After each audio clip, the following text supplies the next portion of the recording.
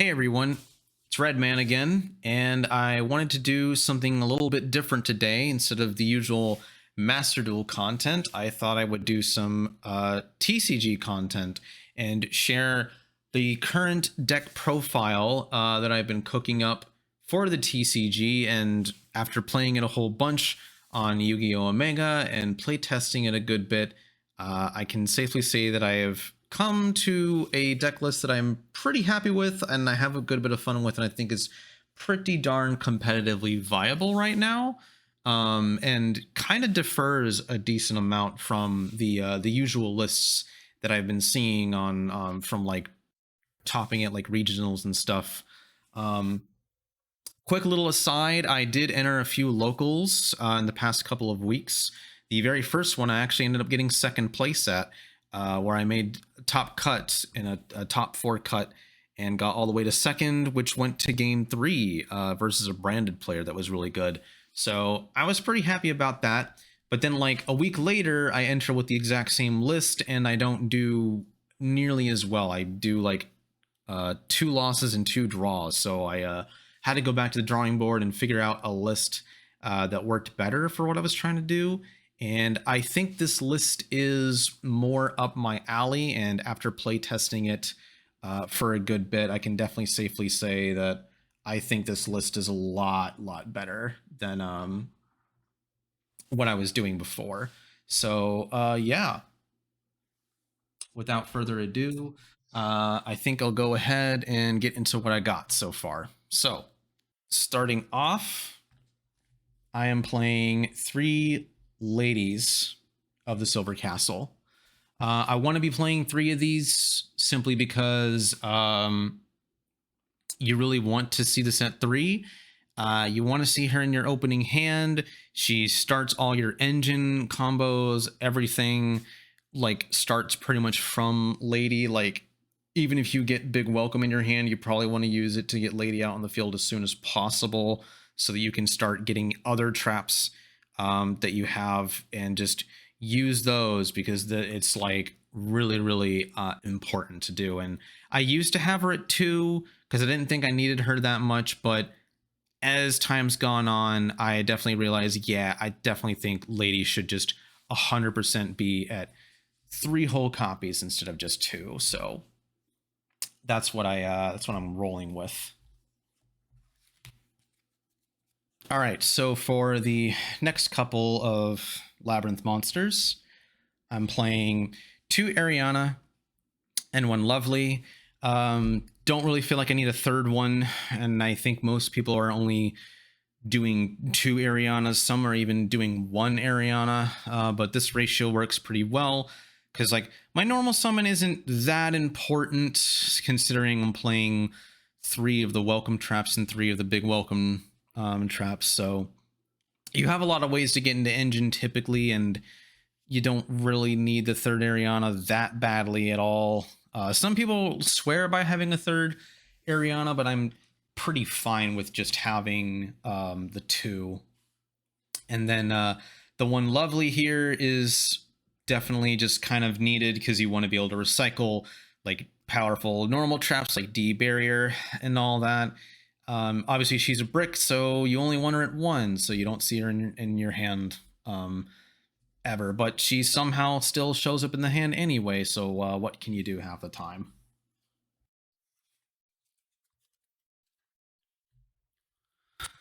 I'm also playing a Coup Clock, and mostly because I was experimenting with furnitures before where I was thinking like, okay, well, I think the furnitures at first are like, I wanted to try them out because I heard that they're like a nice bit of skill expression with them, but then as I kept playing them more and more, I kind of realized that their recursiveness later on isn't that great, and they can be kind of bricky, and their discard cost is also a little bit difficult to play around, even though you can play like enough stuff in the main to where you might want to have discard fodder, but it just didn't feel good enough going all the time to where I felt like cutting the other furnitures. But Coup Clock is still really solid, especially in combination with Lady. Like you use Coup Clock and you can get Lady out onto the field, and then you just have like a normal trap that you can set. Then you can activate it and then chain Lady to it as well. And just like, even just that combo is really, really cool. So I think having at least one Coup Clock is like pretty darn good, pretty darn solid. Very, very solid for going first. Probably still pretty decent for going second. I don't really side this out. I kind of used to. I know I definitely sided out the furniture's going second, but the Coup Clock I still would keep in. And there haven't been really any situations that have come up where I like could do a real good combo play with it going second, but I don't see why not. Like, I think Coup Clock can be pretty darn good in some situations, especially like when once you know what your opponent's on and you like search Coup Clock with specifically Ariana, then like I think this card becomes pretty darn good. It can brick though sometimes. I will admit there are times like if you have just Coup Clock and you have just a whole bunch of other traps in hand, this card's pretty useless. This card becomes like a brick in and of itself because it's just not going to do anything. But when you can combine it with other Labrynth cards, it's really, really good. It is a stellar card. So next I'm playing 3 Lords of the Heavenly Prison. Because this card is pretty spectacular. I love this card. This is like easily one of my favorite just back row protection / search any spell or trap cards like in the game. It is so incredibly good for basically any back row deck. Like, holy crap, I can't stress it enough. Not only does it get this big 3k attack, 3k defense body on the field that's not affected by skill drain, but being able to also search whatever the hell you want when it's revealed in hand is spectacular.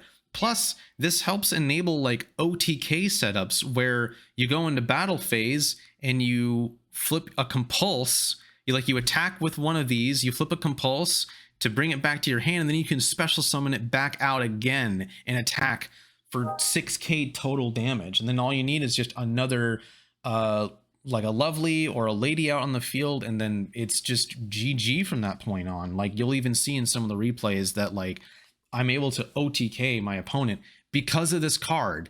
And I like swear by it so much to the point where I am running it at 3. Some people run it at 2. Some people even only run it at 1 of. Shouts to Ryan Yu.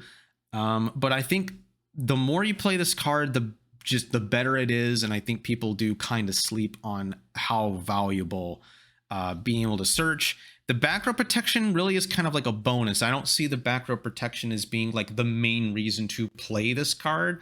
I just think on its own, it's like a powerhouse. It's like kind of an engine because it just typically you're setting Welcome Labrynth or Big Welcome Labrynth off of it, but you can also set Imperial Iron Wall, and Iron Wall won't banish itself as long as you flip it before your turn's done. And you can use it to search Extravagance or Duality. And then if you already have Iron Wall in the field, you can use it to search Skill Drain. And that's just absurd to me. So yeah, this is like one of my favorite cards, just straight up. Like, please play Lord, at least play one. You don't have to main deck it if you don't want to. I personally think main decking it is definitely worth it, but putting at least one on the side is probably like the very minimal recommendation that I can do. I think you should be playing this card 100%. And then to round out the monsters, we're playing 3 Ash Blossom. So I put 3 Ash Blossom in here because originally this was 3 evenly matched, but I'm finding more and more that I didn't really like evenly matched being in the main deck, especially considering how often I would play against Branded and they would just play around the evenly by having Expulsion already set or whatever. And just like, I don't know, like evenly matched does go really hard against like Kashtira and obviously in the mirror, but I don't think it's necessary as a main deck card, and you really don't want to see it going first.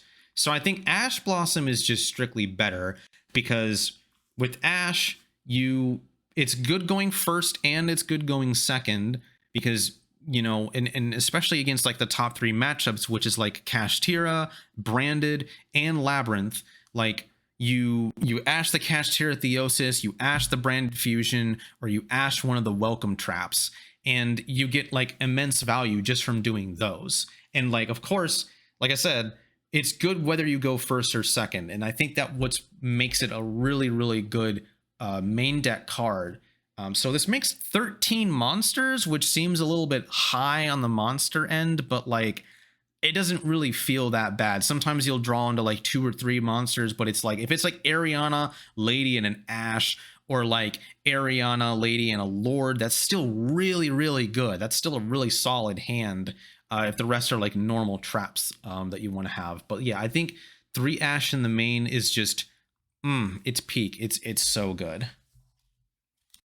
All right, so for my pot cards, I am playing 2 Duality and 2 Extravagance. These are fine.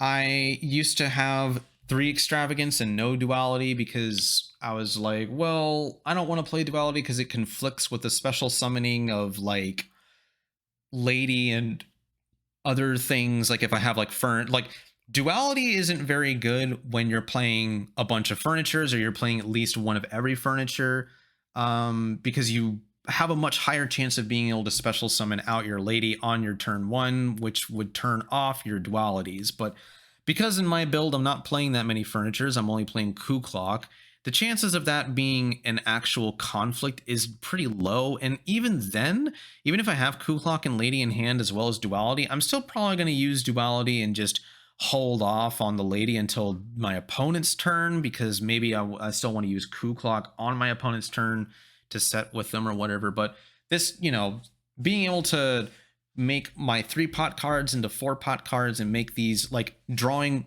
both of these, drawing like 1 Extrav and 1 Duality, is amazing because they don't conflict with each other at all. So you get like an immense amount of draw power if you you know, draw into these. And of course, by not playing 3, you don't the chances of you drawing 2 is very, very low. It's like 1% or lower or something like that. It's like, it's very, very small. I will note that if I could afford it, these 2 Extravagances would probably be Prosperities instead, because the ability to banish just 6 from my extra deck of choosing and then excavate 6 to pick out what I need, especially when going second and I really want to see like a going second card, or I really want to see an engine card. Prosperity absolutely like would come in clutch in those situations, but because the card is really expensive and it's $60 each card, I cannot justify it right now, let alone people I'm seeing a lot of lists that have 3 Dualities and 3 Prosperities, and I think that's already kind of overkill in terms of like the pot cards. But yeah, even 2 Prosperities still, that's like $120. I'm like, I'm really not willing to spend that kind of money. I think Prosperities are nice, but they're not $60 nice. Maybe when they go down to like 40 or something, I'll be willing to maybe take another look at getting Prosperities. But yeah, hoping for some reprints, or I don't know, maybe Prosperity will get like limited or something. I doubt it because they're so valuable, but who knows. But I mean, 2 Extrav still works for me just fine. I don't really have a problem with them, and I think these ratios are pretty good. All right, up next, I am playing 3 Big Welcome Labrynth and 3 Welcome Labrynth. Don't think I really need to elaborate too much on these ratios, because I think they're somewhat self-explanatory, though I will probably explain anyway. I did try only doing 2 welcomes before instead of 3, but realized that's kind of a mistake, because these are really kind of the things that start your entire engine, because not only does it let you get, you know, Lady out onto the field, or Lovely, or whatever monster you need out onto the field, but also their graveyard effects are like really important, like using Big Welcome to be able to bounce your stuff back to your hand, or your opponent's stuff if you control a level 8 Fiend monster, is really, really good. And then the recursion of this to be able to like constantly be reset back to your own field is still really, really important. So like you really want to see these as much as possible. So these need to always be at 3.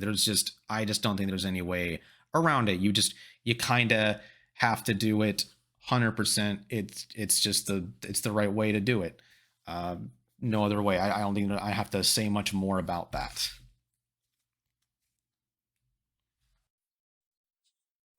So now for spot removal, I am playing 3 compulsory and I am playing 3 Dogmatika punishment. So these are just they really come in handy, honestly. I can't stress enough how good it is to have single target spot removal, especially multiple copies of them. So I used to have only 2 Dogmatika punishments instead of 3 because I'm like, well, it's a once per turn. I don't really see the need to have 3 of them. But after someone in the Labrynth Discord mentioned that people tend to play 3 of copies of punishment or like D-barrier or something like that, because if you activate it and then you have Lady on the field and you chain Lady, you use Lady to then set Traptrix, where on your turn you activate Traptrix to then chain to Lady so that you grab the other.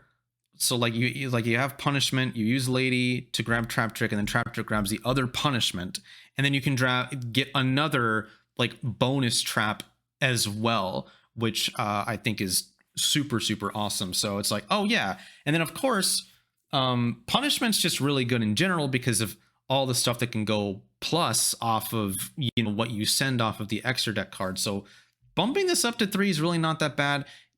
Opening multiple in the hand is kind of bricky because again, it is a once per turn, but it's not that bad because then if I open with 2 punishments in hand, then I just set one of them and I save the other one for later, and that's totally fine. Or maybe I'd set both and I just use one, you know, I use the one that I can only use, and that's totally fine, no big deal. But yeah, I don't have a problem with punishment being at 3. I think it's totally fine. And then I think I don't even need to explain compulsory, because this is not once per turn, and it's kind of like the quintessential spot removal trap card that's kind of works really well for Labrynth, because not only can you use it to bounce your opponent's monsters, but you can use it to bounce your own. And like I said earlier with Lord of the Heavenly Prison, you can bounce your own Lord of the Heavenly Prison with your compulse, and bam, you are able to deal 6k damage just from that interaction alone. So yeah, I think these ratios work really, really well for this.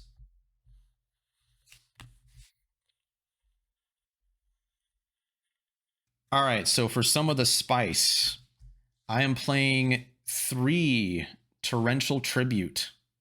And the reason that I am playing Torrential Tribute is because it is an incredibly strong card for not only going first, but also for going second. It is a very good board breaker in that sense. Because all you need to do is just wait for your opponent to summon at least one thing, and or if you have a welcome and you can just get out Ariana from it, then like you can activate Ariana's effect, and then you can activate Torrential Tribute, like chain to it, because the last thing that happened was the summon, and like that in and of itself breaks boards. And I was a bit hesitant at first to try to do Torrential Tribute, mostly because like, well, I don't want this destroying my Lady. I don't want this destroying a bunch of stuff on my field. Like, you can, so the thing is, if you have a Lady on the field and you activate this, you can still chain Lady to be able to set one of your traps, and that's totally fine. But often when I do see this card, I'm typically playing in such a way where I don't have Lady hit the field yet. I don't have Lady hit the field, I don't have Lord hit the field. Ariana getting blown up by the Torrential Tribute is totally fine for the most part. I really don't mind it. She's not that high impact when she's already on the field like that anyway, so I'm totally cool with it. But like, yeah, I typically try to avoid having to blow up my own Lady by just not having her on the field at first and just trying to blow up my opponent's stuff before doing any of that. But I think is like, if, as long as you play around this card for your own field, it's a phenomenal board breaker. It wipes the entire field as long as nothing is like destruction immune. So sometimes it can be a little annoying against branded, because then they can use branded opening to protect their fusion monsters, but that doesn't come up too often. And I still think, like, especially like I said, this is really solid normal trap for going second, not only just going first as well. Like Torrential Tribute plus Skill Drain is like a board breaker setup. Torrential Tribute, Skill Drain, and especially Welcome Labrynth, like that's a 3-card combo, but that breaks boards. Like that's incredibly good.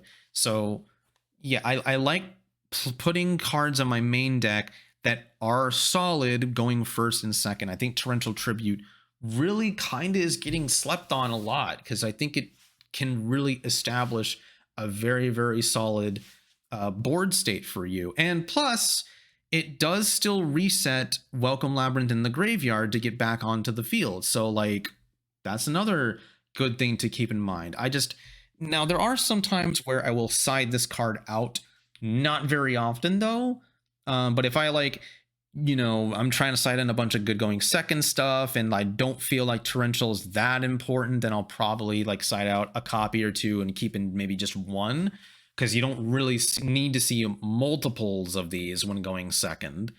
But multiple of these going first is totally fine, because it is not once per turn either. So if you see 2 in hand, that's perfect. That's like, you kind of maybe want that in some instances. But yeah, I think Torrential is absurd. I think it is a very heavily slept on card.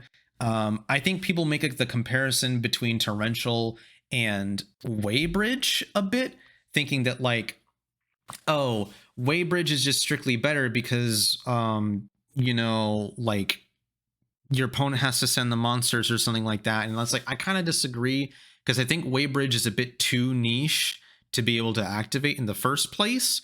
So like, its activation requirement already is like worse than Torrential Tributes, just kind of off the bat.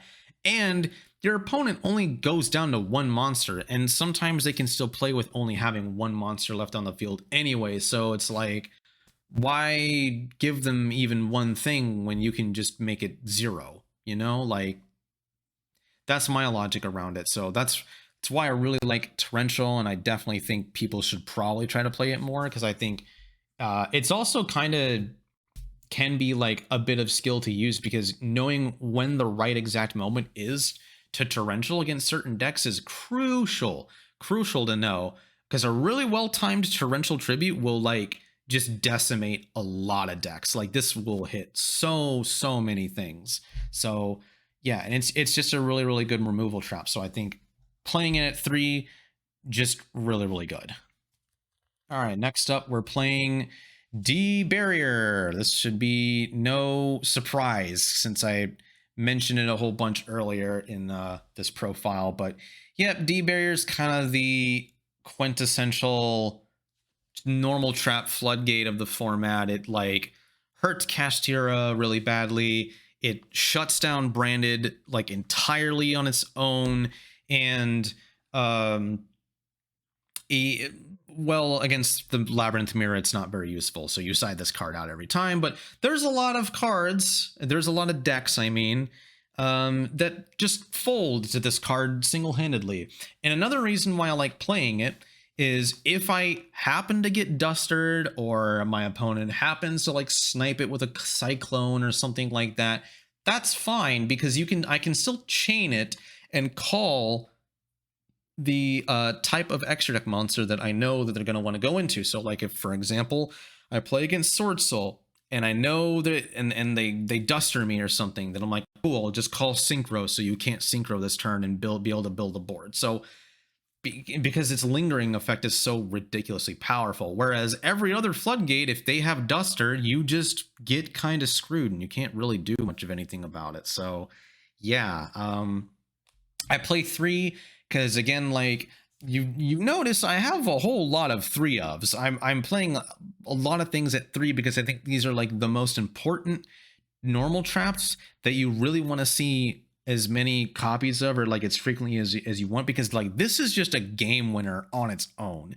sure, 3 might be a bit excessive, and yes, I know it is once per turn, but like, you want to see D barrier in your hand when it is against a deck that this just shuts down entirely. Like, you want it, you want to see it. So definitely running this at 3, and I personally don't think it should be running any less, but like, you could do it at 2. I was seeing success with it even at 2, but I like it at 3. Then I'm running 1 Traptrix. So the Traptrix decent. It's really good for like specifically setting it off of Lady, because then you use the Traptrix on your turn to basically be able to set 2 normal traps, one of which you can actually just use on your own turn if you really wanted to, but you're probably not going to do that most of the time. But like, you know, you activate Traptrix, you chain Lady, and then you get 2 normal traps, basically any of your choosing, to be able to like disrupt your opponent, which I think is stellar. Like, that's great. Like, you can do like 2 different spot removals, or you can do a D barrier and a spot removal. Like, that's insane. That's phenomenal to me. And because Traptrix is the one of copy, and Lady says that you have to set a different name normal trap from your deck, and you're only playing 1 of these, you can set literally anything else in your deck. So I think 1 Traptrix is like really, really good, especially for going first. It's not so good going second, so I tend to side the card out going second. But yeah, I think 1 Traptrix is really all you need.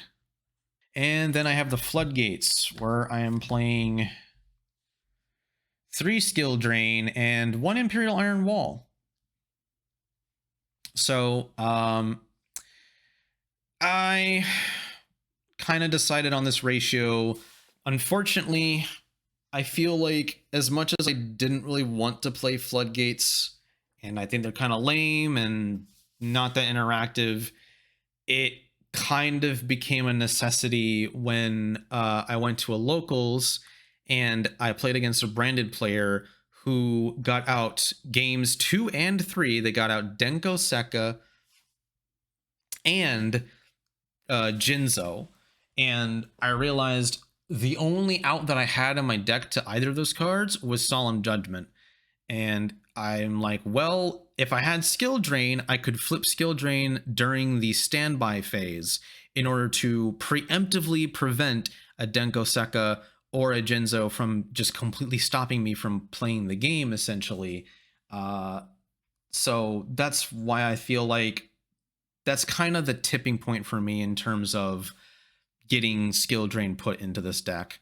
Because, like, yeah, I don't like turning off my Labrynth effects. I don't like making my Lady not be a towers all of a sudden and not being able to search stuff anymore. But, like, you get enough bodies on the field and you shut off your opponent's ability to use monster effects on the field, which so many decks rely on that. It's absurd. This card alone wins you games sometimes. Like, if there's any one Floodgate that, like, probably any trap deck should just play regardless, it's probably Skill Drain. I think Traptrix is actually probably one of the few decks that you maybe don't want to do that in. Not exactly sure, but like, yeah, Skill Drain is just the best all-around like Floodgate that you should be playing. I don't actually have Gozen or Rivalry in this list at all, because my opponent can still activate monster effects. They can still kind of play around Rivalry, and they can still kind of play around Warlord, or Rivalry of the Warlords, Gozen as well.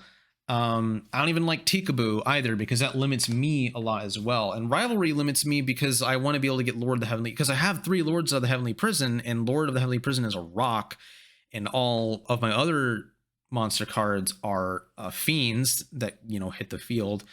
Rivalry kind of conflicts, so I don't even like that. But I do think there is such a thing as too many Floodgates, and I think 4 is the right amount. Not just Floodgates, but also like non-continuous or non-normal traps. So you also probably notice that I'm not playing any Solemn Strikes. And because I did not personally find Solemn Strike to be that good of a card a lot of the time, I felt like it's The main reason why I had it in is because I wanted it specifically to stop Ash Blossom, because it gets really annoying when, like, you want to get into your engine and they just have the ash, and then you don't see your engine again for like 2 more turns and you're probably just dead at that point. So yeah, it's like you wanted strike for that, but there's, even with 3 strike in deck, there would be so many times where I'd still get ashed and I just don't have a strike to combine it with, because like the chances of having both on the field at the same time was pretty low. But then, like, well, strike's still nice because then you can stop your opponent's monster effects from activating, or you can just destroy something that was summoned.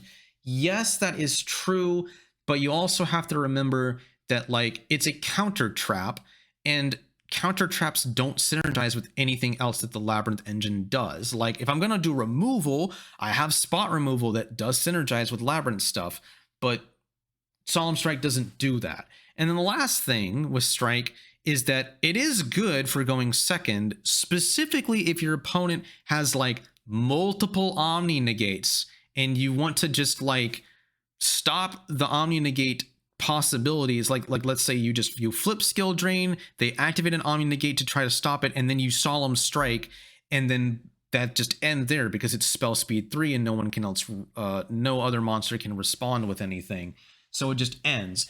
But we're not playing in a meta right now where one of the most common decks that you'll run into is ending on multiple Omni negates or multiple spell trap negates. So Strike doesn't feel necessary in that regard. It kept just feeling like a win more card in a lot of situations.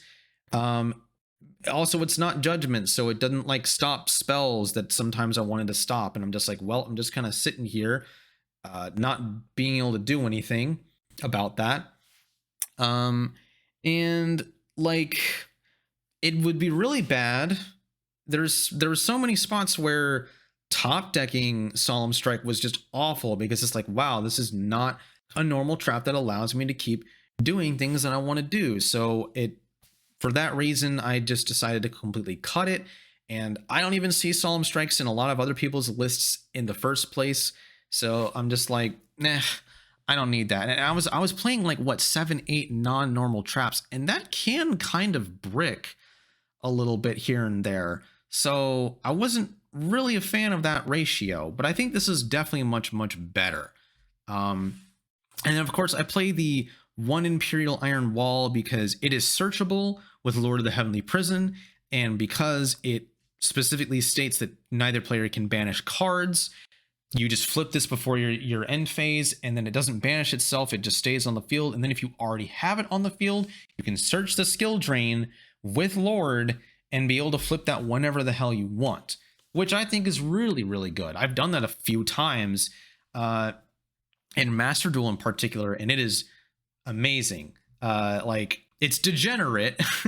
I will admit it is quite degenerate, because it's like, God, okay, like, it's just Floodgate City. Like, I can just piss some people off with this, but it wins you games really, really well. So that's what I believe here. So like, and again, like, the thing that pushed me over the edge was the whole Denko Seka and Jinzo thing. So I really feel like this is kind of what you need to do. But there's no other Floodgates. This is it. It's just Skill Drain and 1 copy of Imperial Iron Wall. That's it.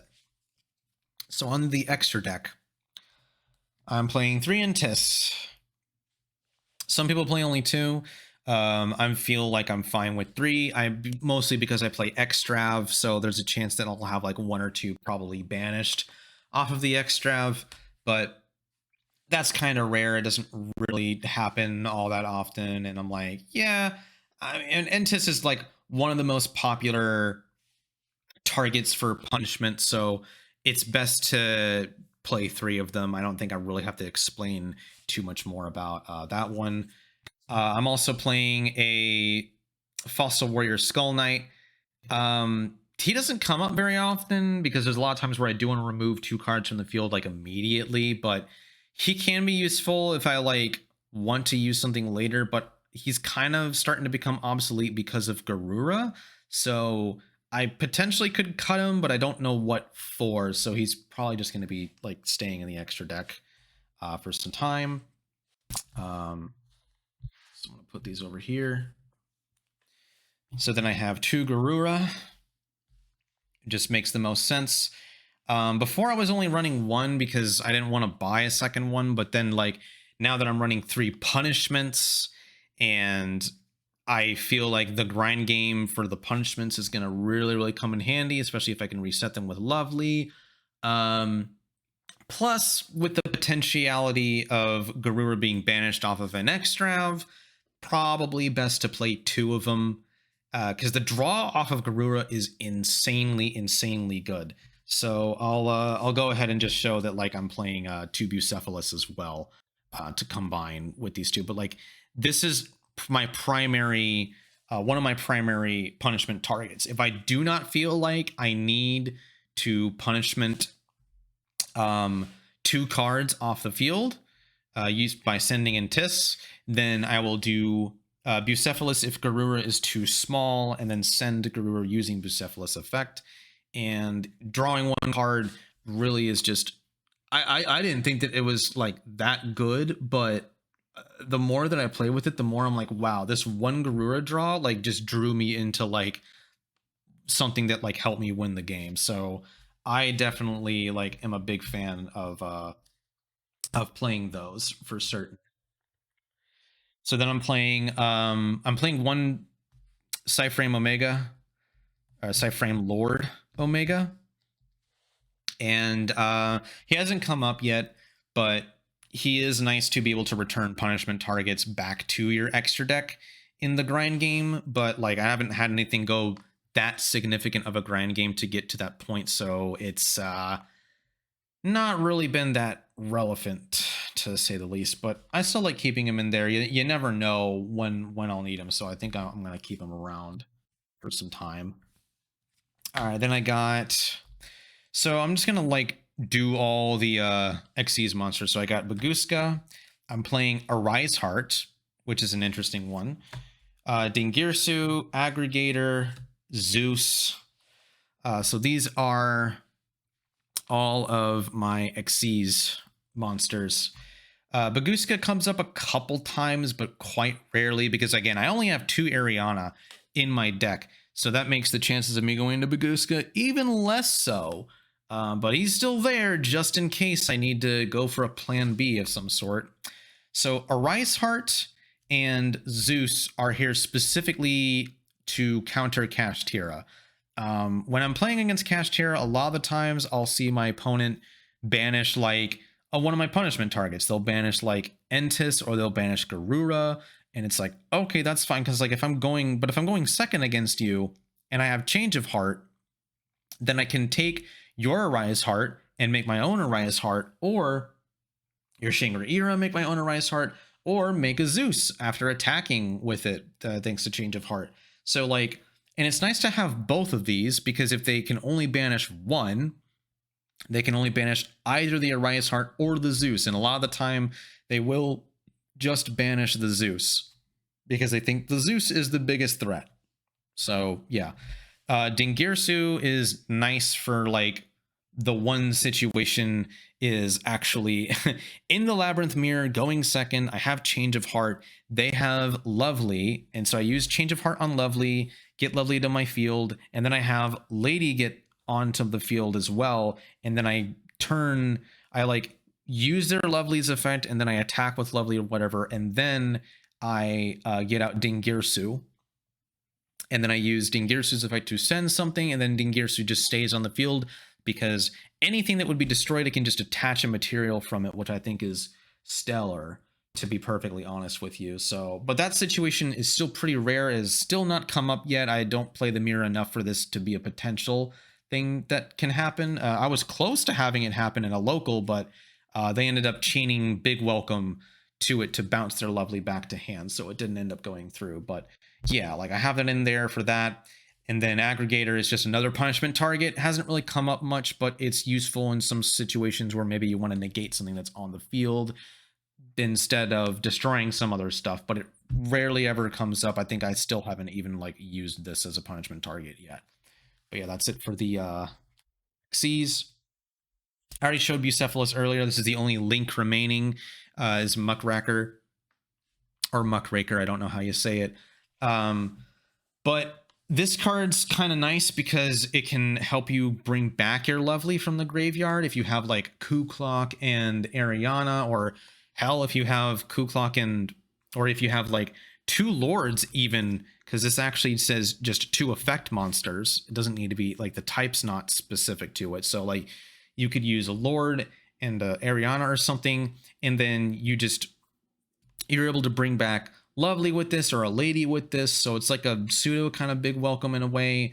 There is even a play in locals, the one that I got second. I actually could have won in game 3 against the branded player because I sphere moded them and I wasn't able to do a whole lot of plays. They had an Aluber, so they attacked me for 1800. But then when the sphere mode came back, they couldn't out it.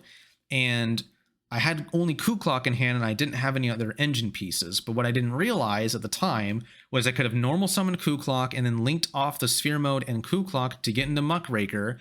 And then I had punishment set. And I could have used the punishment to get rid of a Luber and whatever back row that they had too. And then just keep attacking with Muckraker until like it was for time, because there was only a few minutes left when we got to game 3. So that was one situation where Muckraker could have come up. But I haven't really used it like since, but I think it's still like nice to have just in case, because you never really know. And then you're probably also wondering why am I not playing Linguriboh? Pretty simple. I just haven't ran into the Ibly lock like ever. Like no one's playing the Ibly lock in my locals. And also the numerous games I have play tested with this, I have never ran into the Ibly lock there either. So I'm like, I just don't think I need Linguribohs like at all. So I just don't even include them. Don't think I need them at all. So for the side deck, I'm playing 3 evenly matched. So like I said before, I took out my ashes and replaced them with evenlies. Because I didn't think this card was that good in the main deck. I don't like seeing it going first. Branded plays around it way too consistently with expulsion, and there's a bunch of branded players at my locals, so like this kind of card just didn't resolve that often. And you'll even see in a replay that this just doesn't work against branded even there, because they like just still would have expulsion. So I don't even side this in against branded anymore for that reason. But it still really is good in the meta against most other decks. Like it still does a lot of stuff against Kashtira. It's obviously still really good in the mirror. So yeah, like it still pretty much should be like a staple side deck card at the bare minimum in this current meta. But yeah, I'm playing only 3 in the side. And then we're playing 3 Solemn Judgment. This is just, you should be playing 3 Solemn Judgment in the side. This one's also a ghost rare, which I think is really, really cool. This is probably one of my favorite looking rarities. If you want to get a good look at that. But yeah, Solemn Judgment is very, very nice. I'm not gonna lie. I think Solemn Judgment, you just need this to be at 3. Like for real, you don't want this to be anything lower than that. It's like a requirement. You need it going second, or not going second. You need it going first to stop yourself from getting dustered, or getting lightning stormed, or getting evenly, or whatever it may be. Like it's so good for that, and hell, it can stop other really important spells that your opponent might need. But like, yeah, you literally always side this in going first. Also, like, you know, like I said, it stops Denko Seka and it stops Jinzo. So like, even more reason for you to play this card. Like you just absolutely 100% should play this at 3 in the side. Just no way around it. Definitely do it. All right, then I'm playing 3 Lava Golem. So Lava Golem, I kind of prefer Lava Golem over Sphere Mode, specifically because one, people more often than not, I feel like, tend to end on just 2 anyway, and even if they do end on 3, being able to remove 2 of them is still pretty darn useful most of the time.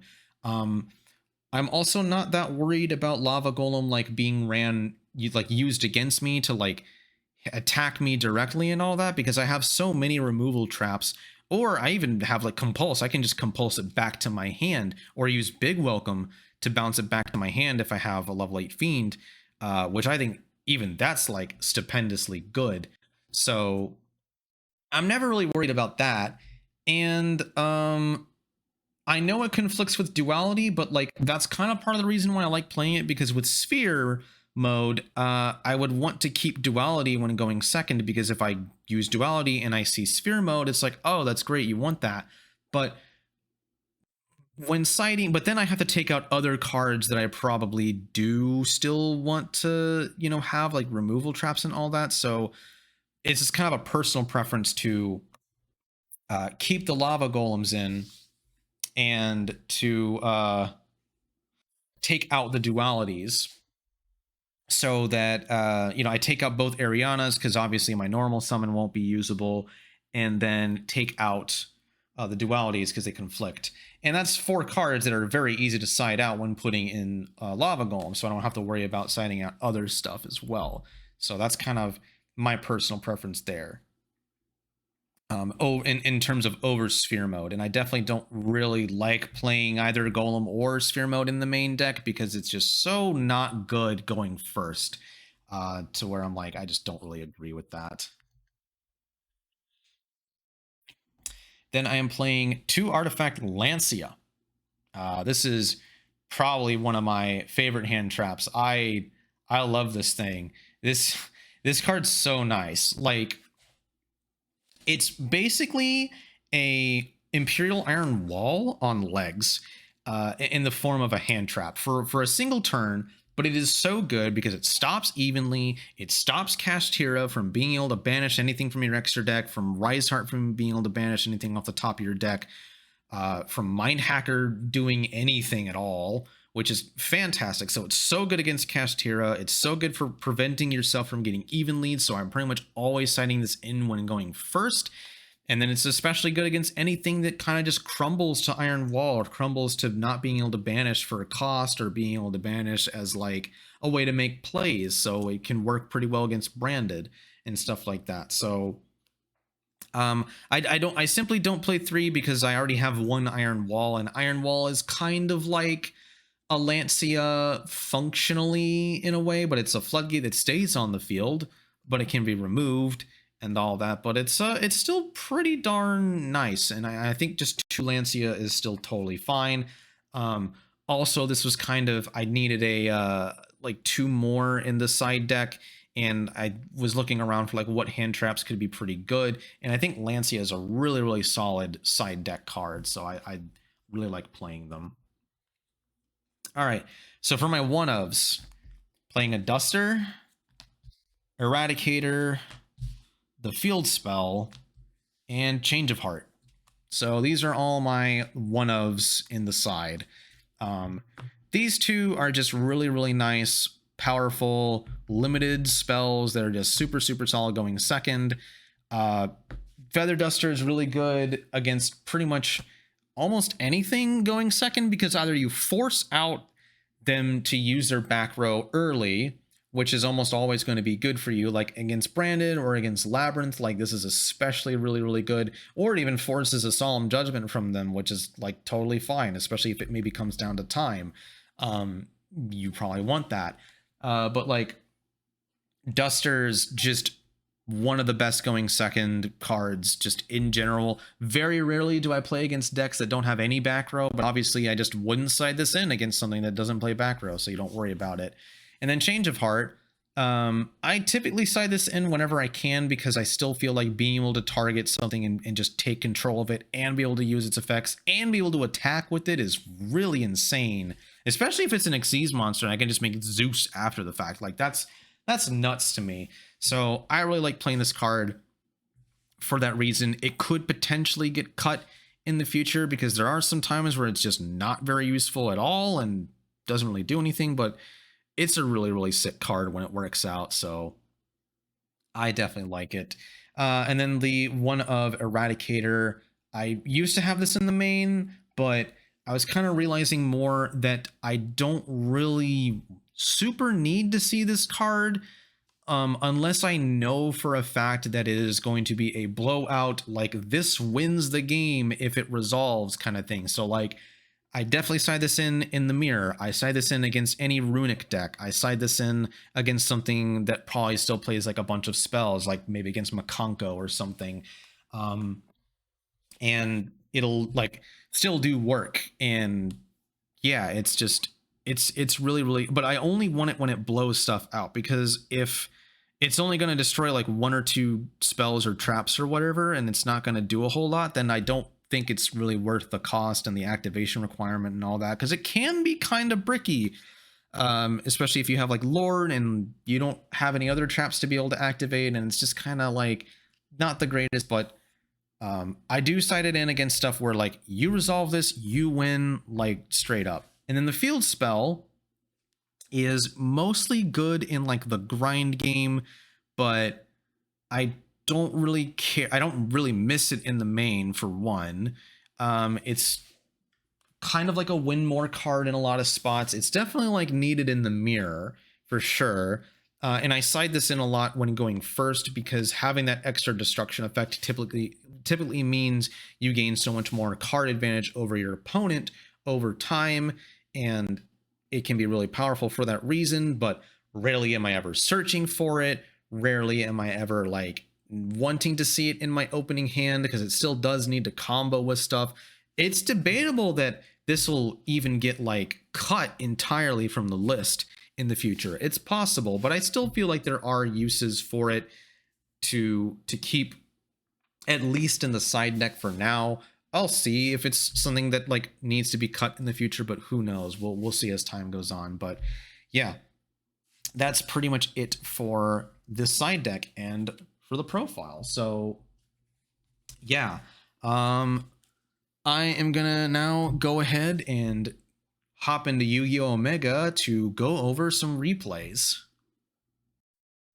All right, so a bit of a disclaimer before I start the replays. So Yu-Gi-Oh! Omega is a bit strange with how replays get saved, where you pretty much have to do it all manually, and the only window to be able to save them is immediately after the duel is done, in the like screen on the right side where it says like rematch and replay and all that stuff.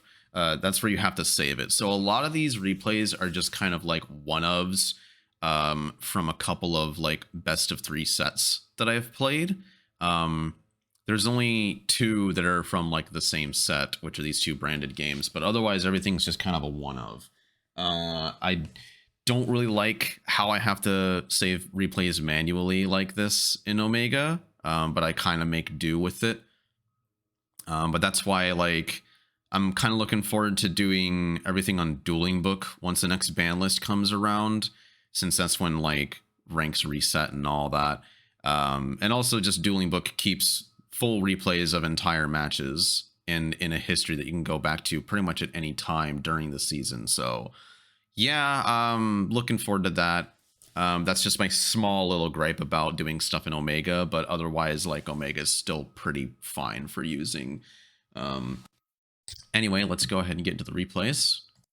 First we got Game 3 against Kashtira.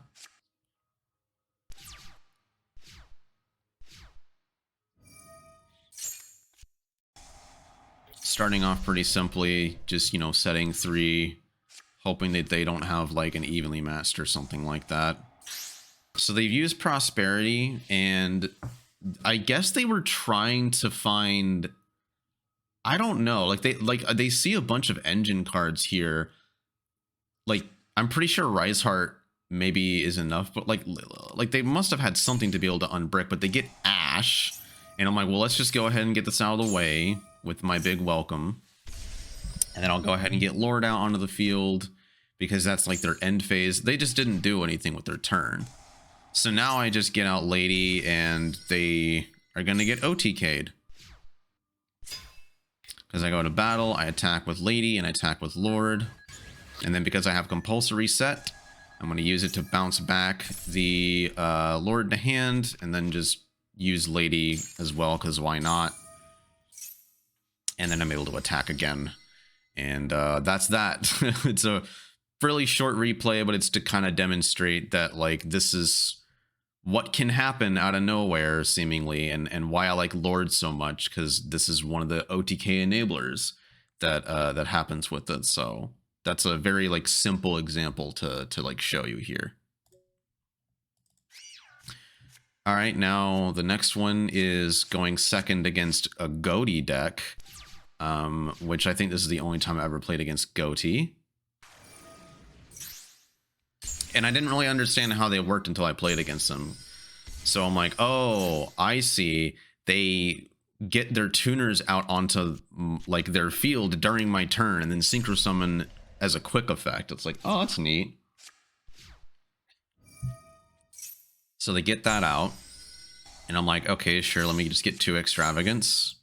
And this is when I was playing with 2 Godarla in my side, instead of like Lava Golems or Sphere modes, mostly because I'm like, well, if a lot of Kashtira players are just going to end on a Rise Heart pass, if I just have like the Kaiju for it, then that's, you know, pretty decent. But I decided to not use it because it isn't like as high impact as, like, you do get to keep your normal summon, but it's not as high impact as Lava Golem is still. Like, being able to get rid of 2 is still better than just 1 in most scenarios, so I didn't end up doing that. But yeah, I just Kaiju away the tuner so they can't synchro summon. And then I just Ash Blossom their trap, and they just kind of give up after that. I had Evenly, but I really don't know if I would have wanted to Evenly to keep, you know, maybe get rid of my Kaiju or something, but depends. I mean, but I did have Lady in hand as well, so like could have gotten that out on the field after the Evenly and all that. So it was basically kind of over at that point. All right, now this one is against Spriggans, which again I didn't really run into very much at all. I think this is the only time I played against Spriggans. But you'll see here, once they're done like comboing and setting up, what I ended up using and like my conclusions from this game are that I felt like sharing. So yeah, the first couple of replays are like really freaking short, but the next few will definitely be a lot lengthier in terms of what I'm going to be going over.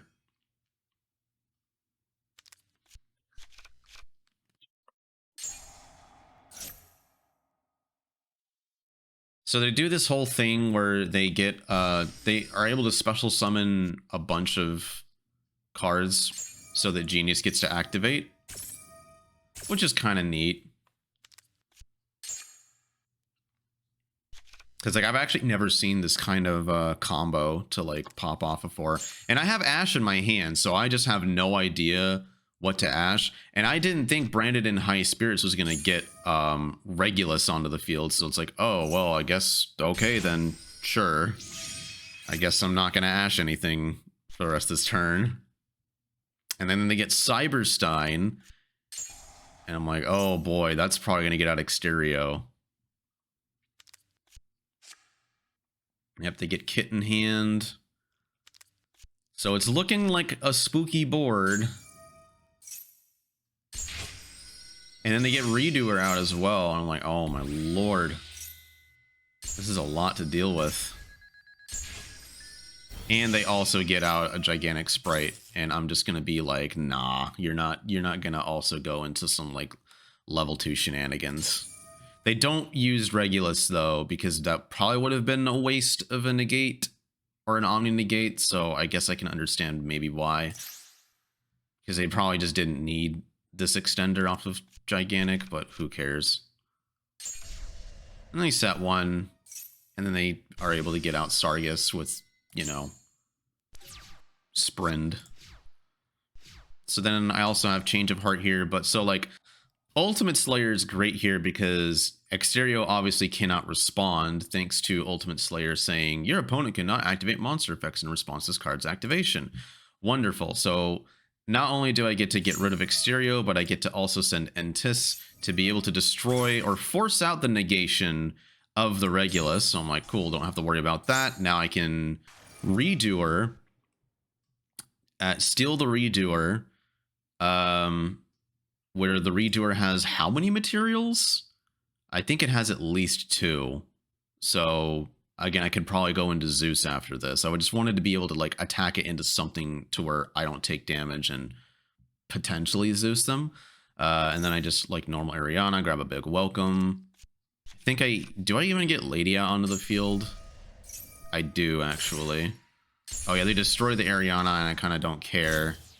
I probably should have tried to just attack with Redoer first, but it's fine.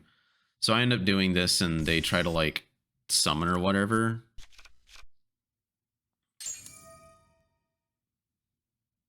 And it's just like, okay, they get a bunch of stuff in hand.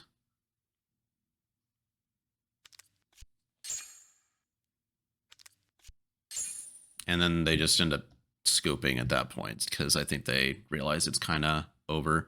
But my conclusion from this was that Ultimate Slayer is nice in weird situations like this. Like, I mean, I think Ultimate Slayer can be a really solid going second card in some spots. And in fact, actually, Ultimate Slayer could be pretty good against Mathmech in particular, but Mathmech isn't very prevalent right now because like I could use it to get rid of their like IP or something, send Bucephalus, and then Bucephalus can then send Yorura, so I get a draw as well. Ultimate Slayer is a decent card, but there's a lot of situations where I would rather have Golem, or like Golem does basically the same thing but better because it gets rid of at least 2 monsters or even a kaiju essentially. So yeah, like I don't really think Ultimate Slayer is gonna be that like good. I can definitely see it being good against, what is it? I can definitely see Ultimate Slayer being good against Branded if they like try to do the Gimmick Puppet Nightmare lock, or maybe even the Ibly lock, but most of the time they're doing Gimmick Puppet Nightmare, which I just don't care about. But like if they do the Gimmick Puppet Nightmare lock, but like the thing is, if you have a kaiju or if you have a lava golem, they just simply cannot, like, unless they preemptively in standby get it out so that you can't kaiju them, then it's probably not going to matter. They might still do that though. They might just say fuck it and just do it. They could definitely do that. And then Ultimate Slayer is really good in that situation because you don't need to special summon something. You just can send whatever extra deck monster they have on the field and then go like hella plus off of it. But if they only have 1 fusion and they use Expulsion to get rid of said fusion, and then they don't have any more extra monsters on the field, or they have only a Dragoon where Ultimate Slayer is not going to do anything, I don't know.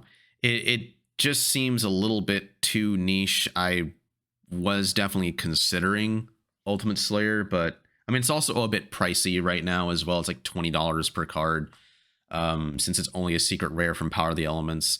And it's just like, yeah, I don't think it's quite worth buying or worth getting right now. Maybe at some point Ultimate Slayer is going to be amazing, especially with like Bucephalus and Garura and Entis and all that kind of stuff. At some point, I can definitely see it being like way better maybe in a future meta, but like it's also completely useless against Kashtira. Like you wouldn't side this in going second against Kashtira because it needs to be sent to the graveyard in order for it to fully resolve. And if they have a Rise Heart on field, then you can't do that. So yeah, it ultimately I'm just like, in this meta, I just think Lava Golem's just better. But I'm glad I got at least to do something with Ultimate Slayer that was, I think, replay worthy. Next, I'm going second against Traptrix. This one, I'm also experimenting with a furniture build, as well as, you know, still running in Solemn Strike. And I still am running Godarla as well. But I think they do a pretty standard Traptrix line. Nothing too out of the ordinary here. Grab that Holatea, and I think they even activate it too, right? Yeah. And then they get to just do all the stuff with Sarah, getting Dionea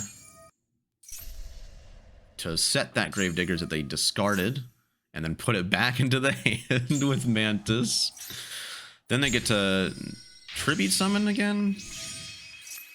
Oh yeah, and then they just make Sargass. It's just like, okay, that's kind of random. And they do Lily to get the Disco Coliseum to then get Regulus. Like, this is just a really, really convoluted line. I guess to get an Omni Negate on the field, but sure. Why not?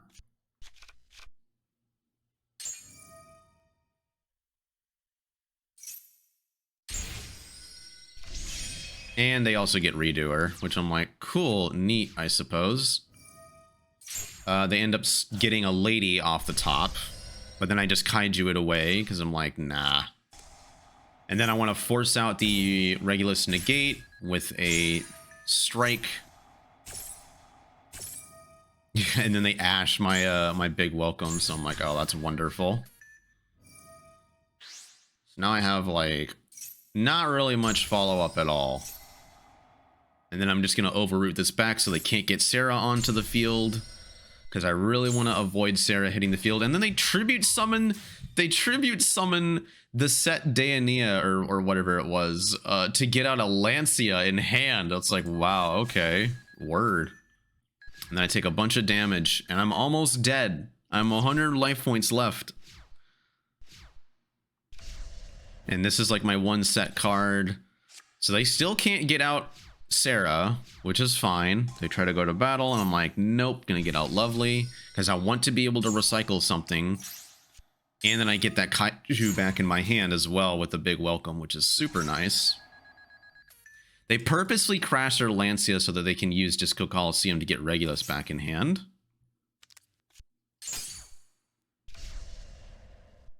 But they don't get out Regulus because they know I have the Kaiju. So I do this in main phase, though I should probably be doing this in after I've battled, but it's fine.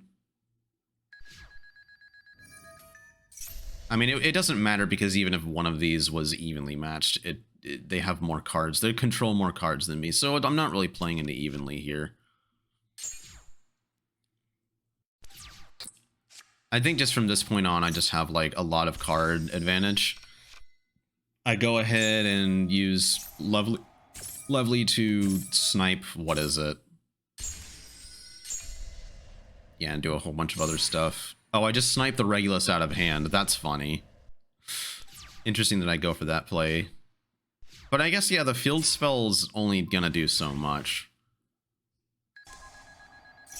Holatea to try to, like, block me, and then they Judgment my welcome, and I'm like, okay. But then I just big welcome to, you know, put that back into their hand, and the duel is just basically over from that point on. Alright, so here is a loss. And I felt like keeping this in because I think it's a very important thing to kind of go over games that, like, you hard through or you hard played into a certain card that probably lost you the game. So this is me going first against them after losing the game 1. And I set up a pretty, like, solid board here. They do go into battle phase, so I'm like, okay, they probably have evenly, so now I need to do all this stuff to play around evenly and try to maybe snipe it out of the hand. No good there, so I just end up, like, bouncing a bunch of stuff back to hand, and then I just keep my Traptrix on the field. They do not end up firing off an evenly, so I'm thinking maybe they were bluffing or something. The Twin Twisters isn't going to do a whole lot, and I am able to also set a D barrier from the Traptrix. Because I'm like, well, you're heroes, and I don't want you fusion summoning. So then it's the end of that turn. So what I should have done here, I'm pretty sure, like, you don't want to commit really hard to like bringing stuff out onto the field unless like you know for a fact you're able to like OTK at this point. And I should have read that like, no, I'm not gonna be able to kill them, so I should have just put Lady into attack and then just beat over this with the 2 from here. But I do this whole like play where it's like, okay, I'm gonna grab Eradicator. I'm like gonna use D-Barrier to just be able to get Lovely to get back on the field. I'm gonna use the big welcome to bounce that back into their hand to blow out the a hero lives from their hand, and then use Lovely to reset the D-Barrier and then go attack for face for a whole bunch of damage. But it doesn't kill, and I'm like, well, that's great, because then they have the evenly matched. They did have the evenly matched the entire time, and I played very, very hard into it. So that was kind of what I was alluding to, is I basically threw this game by not playing around the evenly that they were potentially baiting into, because they probably still had it, and I just did all that stuff. So that's like the first big like misplay. I should have just, like I said, do Lady, because like then they would have still done evenly, but I wouldn't have lost nearly as much. I would have, you know, I think I would have kept the D barrier probably, but I would have gotten rid of like the field spell, Ariana and Lady. But I would have have had any way to get Lovely out onto the field, at least not immediately. Maybe not till like later or something, but still I would probably keep D barrier because it would be the floodgate to stop them. But yeah, I played very, very hard into it, and I had to banish a whole bunch of stuff face down. That ended up hurting me pretty badly here. So then during their turn, and because also a thing that really, really sucks is because, and I think I did I not use my normal summon? I'm pretty sure I actually did not use my normal summon, because I already had Ariana on the field and all that. So I could have at least like in main phase 2 normal summon the Coup Clock so that I can use this D barrier, because this D barrier is completely dead. I cannot use this without a Fiend being on the field, since I did set it with Lovely, and I really don't know why I didn't try to keep at least, oh, I don't know, Lovely or Lady or something. But like keeping the D barrier was also a big misplay, because it's just a dead card. So maybe would have been better to keep the field spell. Not entirely too sure. I was pretty much boned from this point on anyway. But yeah, I guess I could have at least, very least, normal summoned the Coup Clock so that I can D barrier and prevent them from fusion summoning. Would have been fine. So then I Ash the Stratos. But then they have triple tactics talent, so I'm just like, oh, that's just great. Wonderful. I sure do like that.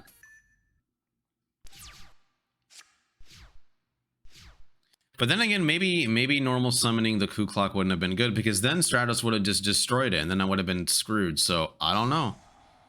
But then I get to draw 2. I get a Chindraglier, so now I can get this welcome out onto the field. And then now I'm like, okay, well, if I can at least get a Fiend on the field with welcome, then I can use this D barrier again. But then they fucking use Twin Twisters, and I'm like, great, now I again can't use this D barrier. This sucks. So I at least get out an Ariana, but at this point it's pretty much like over. Like, they got rid of the D barrier, now they can fully pop off, and I can't do anything about it.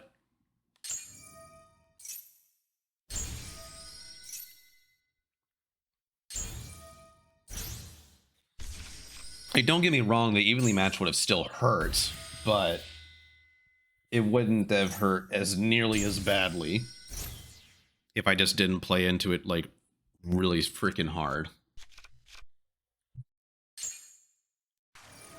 So basically from here, they're just gonna like full blown build a super big board and just kill me.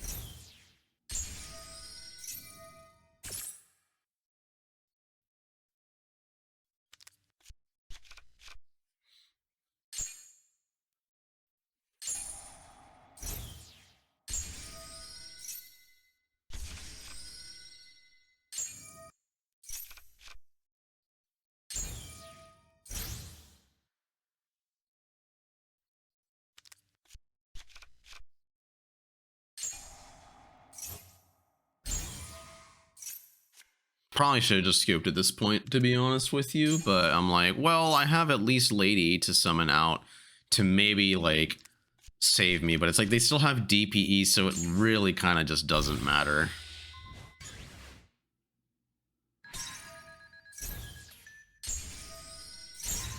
Yeah.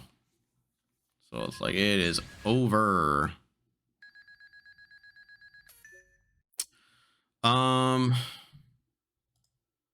So now I wanted to show off a branded matchup. So I believe this is me going first against branded. After siding in Judgment. Here I start with Duality, and I grab Lord, because probably one of the best going first cards, honestly. Go ahead, set 3. Obviously, Lovely in hand's not ideal, but like these two other are pretty good. And since I know it's branded, it's like, cool, this D barrier is probably just gonna solo. They get Dark Magician in, so I'm like, uh-oh, they're gonna try to get a Dragoon maybe. So then when I get branded Lost, I decide to Judgment it, because otherwise I'm not going to be able to respond. I could have D-barriered just right here, but this thing being on the field still is like, whenever they fusion summon in later turns, they'll be able to like go plus off of it, and I'm just like, I kind of just don't want this to be on the field like at all. Not to mention I have Torrential Tribute. So this Torrential Tribute will completely be unusable if branded Lost stays on the field. So I really wanted to remove it so that I could at least be able to use Torrential Tribute. Plus, they don't have a branded opening in grave anyway, so even if they do somehow get a fusion monster, which they're definitely not going to be able to, I can still like wipe the field with them. So then they do branded fusion. I'm like, nope, D barrier. They normal summon the Edge of Chain. And I simply just Torrential Tribute because I want to, you know, be able to use that and then get Lord out on the field to then search. And I go ahead and grab a Big Welcome, because then I can use the Big Welcome to get out Lovely onto the field and then bounce the Lord back to hand and use him again, which I think is insane. It's such a cool little interaction. And I get to destroy their back row, which was branded Beast. Activate Lord again, set the skill drain. Oh yeah, also recycle the D barrier, by the way.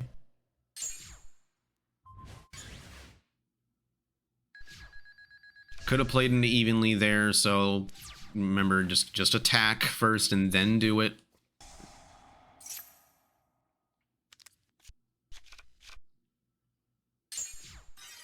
Yep, then they just set one, and I'm like, I'm going to return that back to hand, and I'm going to destroy something in your hand, which is a Muckraker, which is nice because it has no floating effect. Just go straight to battle. And then I do the whole like OTK thing with Lord of the Heavenly Prison once again. So yeah, that was a win game going first. Now here is me going second against them, and this is kind of a key thing to take into mind what happens here. So they get a Luber, you know, branded fusion. They're able to basically do whatever the heck they want here. Foolish Burial to get Gimmick Puppet Nightmare into the graveyard. Go ahead and branded fusion to get out Albion. Then use Albion's effect to get out Masquerade, banishing the Gimmick Puppet, and then also getting out Bestial Lubellion to set branded Beast, and then they set an Expulsion in the back row, and branded in red to be able to destroy stuff. So here I am with this hand, and unfortunately, so this was when I was running Sphere Mode, and what really sucks is because they only ended on 2, Sphere Mode's completely freaking useless here. I don't really think I want to change of heart, because if I do and I attack and they don't get rid of the monster that I have, then I can't evenly anymore. So I'm like, well, I guess I'm just gonna go and just try to go to battle phase to do evenly. But then they just, you know, they have Expulsion and they get out the Gimmick Puppet Nightmare. This was the one opportunity, because they activated a set trap like this, that I could have gotten Lady out onto the field. but I don't really know how much of a difference that would have made. Maybe it would have made some difference, maybe not, who knows. But then, yeah, once this hits the field, it's like, well, can't special summon anymore. That sucks. And the Elubri gets to grab another Branded Fusion for the follow-up. So now, like, I literally cannot use Evenly. I could use Change of Heart still, but like 2 of my good going second cards have just been completely played around, and I just can't do anything about it. And these 2 skill drains aren't going to do anything on their own, unfortunately. So I just decide to set 3 and just kind of hope for the best. But then they, of course, they still have the Branded in red, and they're going to Chimera to destroy 2 of these. And they destroy both skill drains, so all I have left is evenly matched, but I'm pretty sure they are able to just kill me from here.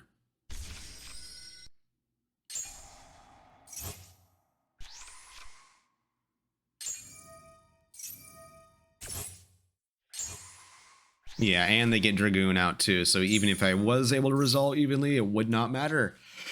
They just have so much firepower. Oh. Excuse me. So this was a duel where I decided, okay, Sphere Mode's just not going to cut it.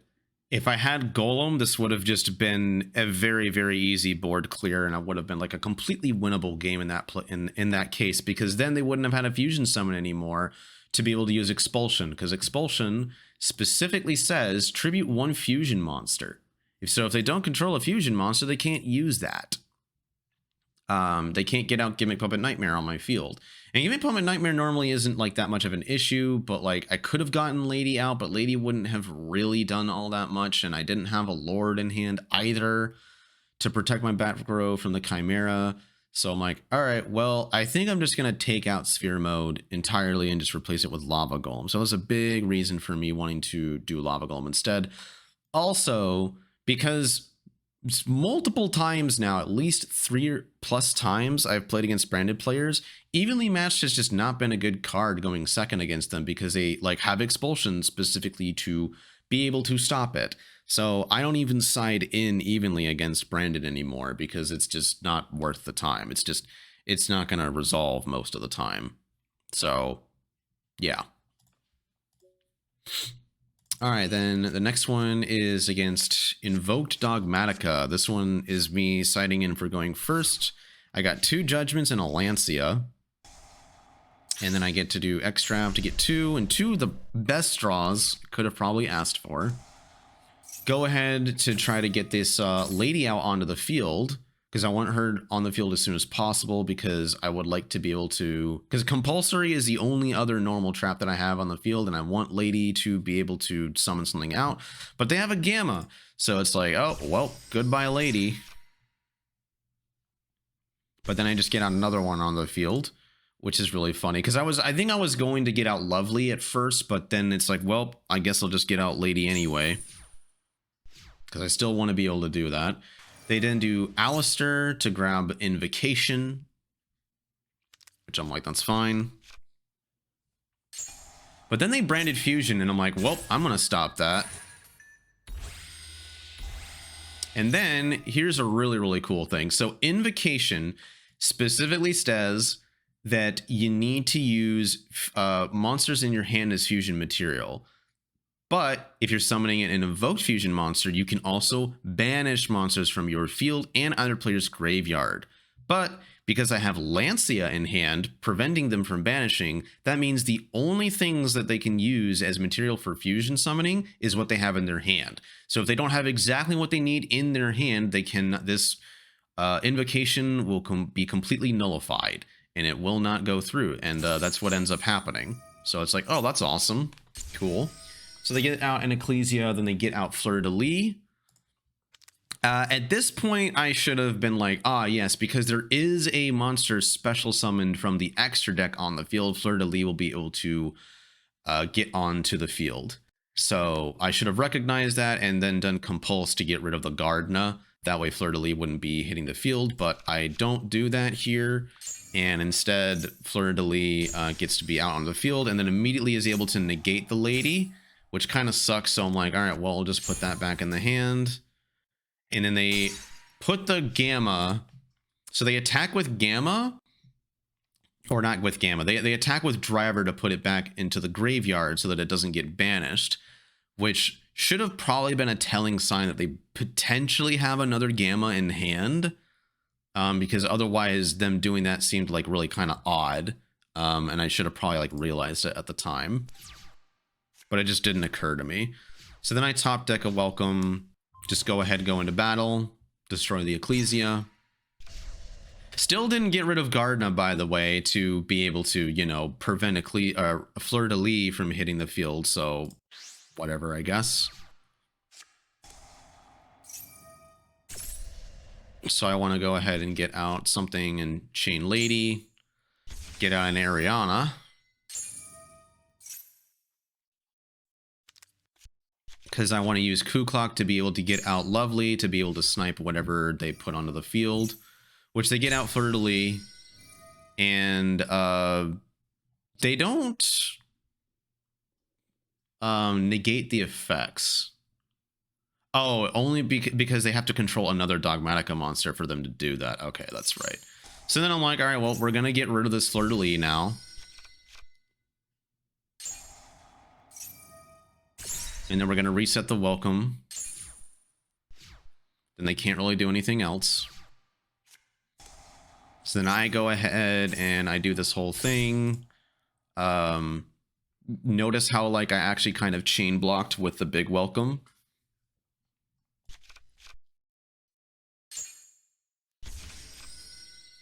So that I can get rid of the Gardna.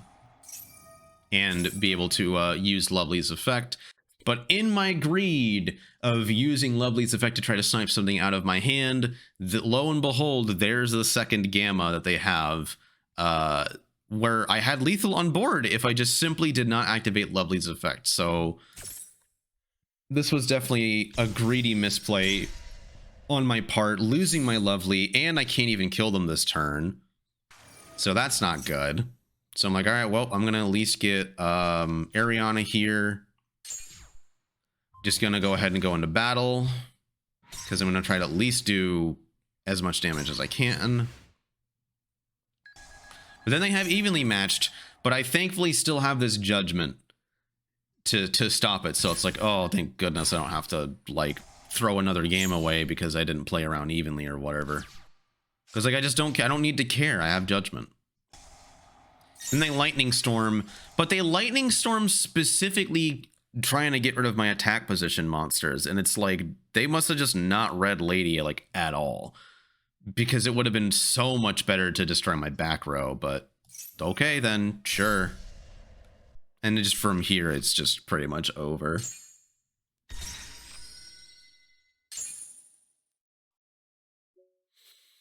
All right, so now we're gonna go into a Labrynth Mirror.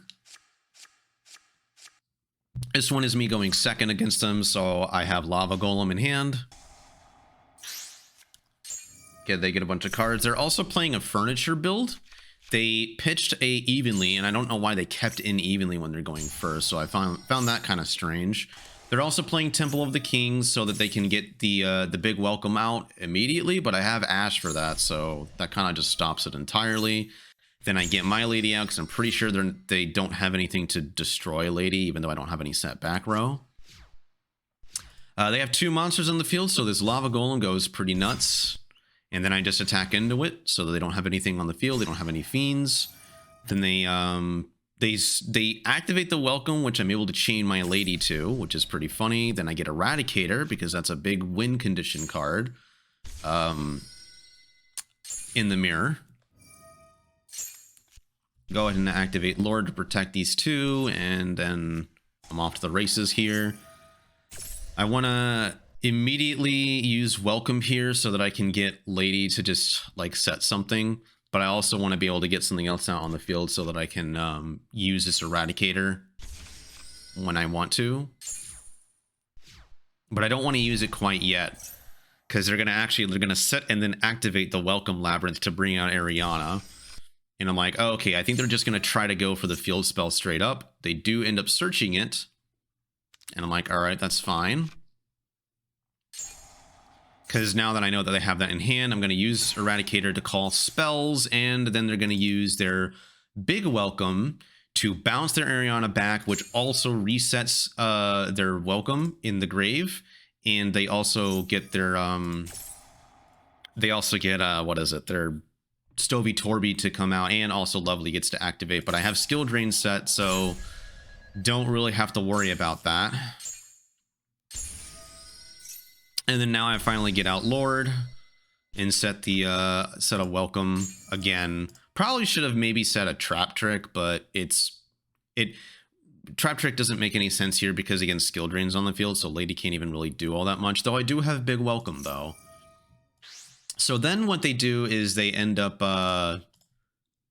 they use Keldo here to shuffle back in specifically their Temple of the Kings and their field spell, and then they also shuffle in my Welcome that's in grave. And it's like, okay, well, I mean, I guess you could play some Ishizu cards, but I don't think they're very good right now. So then they're able to set from the Stovey Torby, they're able to set that field spell that like just got destroyed, which I thought was actually pretty clever. So then they're able to activate it. It's like, okay, well, cool. I guess you played around that part of Eradicator, but I'm like, that's fine. I'm just going to go ahead and get out a body onto the field, and I'm going to chain Lady because I'm actually going to use Big Welcome to bounce this Lady back to hand to then make sure its effect still resolves. They go ahead and they get out a Chandraglier, I guess. I'm like, where are your ladies at? You should at least probably try to get a lady out in like attack position or something, but guess not. They don't need that for whatever reason. Yeah, their Lovely won't do anything, and they get like their furniture out, and then they get the Welcome back, which is like the only kind of good thing, but that's kind of it. And I don't really care from this point on. Just gonna beat over their Lovely, and then beat over one of these. And I want to keep this one alive because I want to be able to punishment to destroy the field spell. Shows that they have Phoenix Wing Wind Blast thanks to Eradicator, and that's just a completely useless card because they need to discard for it, which they don't have anything to discard with it. So I basically wait until their end phase where they try, like, they very much have to use Welcome if they want to be able to like use the field spell. So like, okay, cool, I can in response then use punishment, but then they use Chandraglier to tribute itself and the Phoenix Wing Wind Blast in hand to dodge the punishment. But then I still have Big Welcome in my graveyard so that I can bounce the field spell so that it will not pop anything. So you can see on resolution of the Welcome Labrynth that it still doesn't pop a card because the field spell needs to stay on the field in order for the Welcome Labrynth to still be able to pop. I think this is a bit of a misconception that some people think that, oh, even if the field spell leaves the field, as long as like Welcome Labrynth was activated while the field spell is still on the field, once it hits resolution, it will still destroy. That is not true. The field spell still needs to be on the field in order for that to resolve. So it was key for me to be able to bounce it back to hand in that moment. And then now it's still my turn, and I'm pretty much just able to win from here, and then just the Pottery would just get me a whole bunch more stuff. But they're basically dead from this point on, because I don't have another Big Welcome in grave, but like I almost guaranteed have like a way to get more stuff on the field. And even if I don't win this turn, there is like no way they're going to be able to come back from this. All right, and then one last replay. This is against Runick Naturia, game 3, and this one I also thought was pretty interesting. I'm going first against them. I have once again a Lovely in hand, which isn't great, so I then duality, and I think I grab the Lady here because I find that to be a little bit more important. I think I have enough backdoor protection with Judgment, and I really need to get into my engine sooner than later, typically. So I'm like, okay, well, I'm going to grab this Lady, even though like, and I wouldn't be able to special summon her that turn anyway because there's no Labrynth monster for me to activate.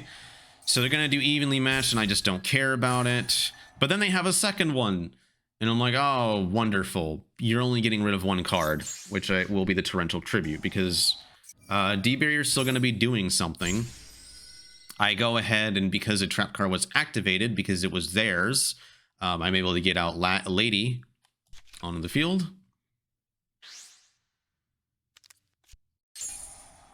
And then they try to destroy the D-Barrier, but it's like, okay, that's fine. I'll just chain Lady to this, but then they will actually be able to negate Lady because they can target it since I don't have any other set cards.